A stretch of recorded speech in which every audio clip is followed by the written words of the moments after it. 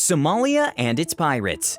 Hello, Bug Team! Welcome to today's video, where we will look at the African country of Somalia and its pirates. Somalia has a coastline that wraps around the Horn of Africa, a total of 1.88 thousand miles, or 3,000 kilometers.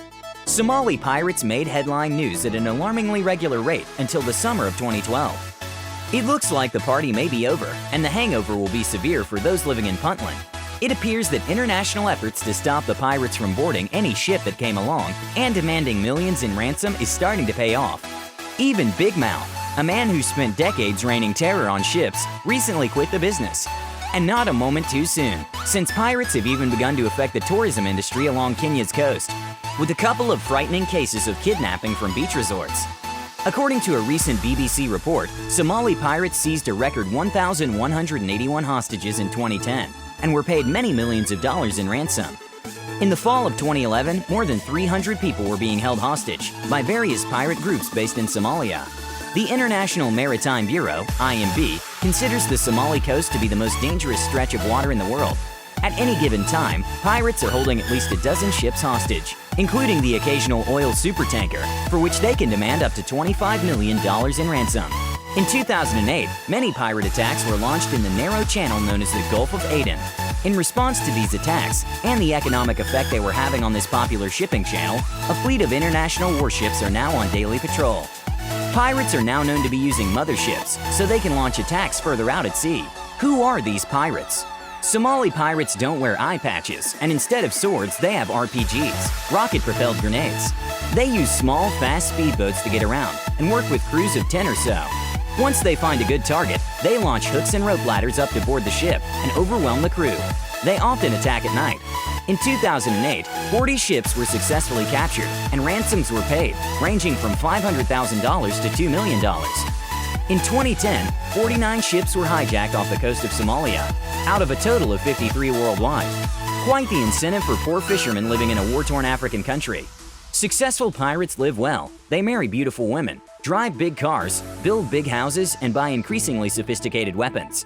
Somali pirates have accountants, lend money to businessmen, and are basically running the economy of the autonomous region of Puntland. A BBC report in January 2012 claims that pirates have boosted the Somali economy significantly, but not all of it has trickled down to the coastal communities. Just feeding and housing the hijacked crews helps sustain the economy in Puntland. A BBC report filed in September 2008 talks about life in a Somali pirate town. Ale has become a town tailor-made for pirates and their hostages. Special restaurants have even been set up to prepare food for the crews of the hijacked ships. As the pirates want ransom payments, they try to look after their hostages. In a recent report, BBC Somalia analyst Mohammed says pirates are a combination of ex-fishermen, ex-militia, and computer geeks. There's no use hijacking a huge ship if you don't know how the radio works, and therefore can't demand your ransom. Pirates also have to know how to use GPS. Somali pirates don't see themselves as the bad guys. A pirate interviewed by the New York Times said, "We don't consider ourselves sea bandits. We consider sea bandits those who illegally fish in our seas, and dump waste in our seas, and carry weapons in our seas. We are simply patrolling our seas. Think of us like a Coast Guard." The article continues, Somalia's central government imploded in 1991, casting the country into chaos. With no patrols along the shoreline, Somalia's tuna-rich waters were soon plundered by commercial fishing fleets from around the world. Somali fishermen armed themselves and turned into vigilantes by confronting illegal fishing boats and demanding that they pay a tax. Somalia doesn't take action against these pirates, nor can they register complaints from ships that are attacked, since it has a barely functioning government. A few years ago, there was no government at all. The current Somali government would like to help, but in reality, they're not even in complete control of the capital, Mogadishu, let alone a region like Puntland. Any hope of stopping the pirates? In response to an upsurge of attacks in the Gulf of Aden in late 2008, international forces have been patrolling the area. It seemed to work in 2009, with hijackings down to around 41 for the first 4 months of the year. However, in 2010, a reported 1,181 hostages were seized by pirates, with millions of dollars paid in ransom as a result. By 2012, international naval patrols in the Gulf of Aden were making it difficult for Somali pirates to launch attacks.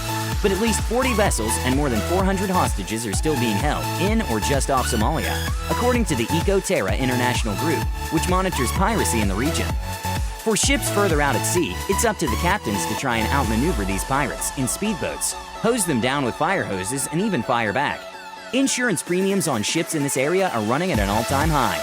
And there are still lots of pesky international laws that don't allow any Navy ships to just come in and shoot at a non-military vessel.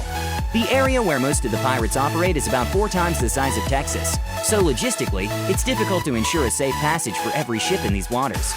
There's also the issue of the crew and keeping them safe. It's difficult to shoot at the pirates without harming the captured crew. The Indian Army shot at what they thought was a pirate vessel in November 2008. It turned out to belong to the Thais, and several crew members were injured in the attack. Please like and subscribe to this channel for more related videos.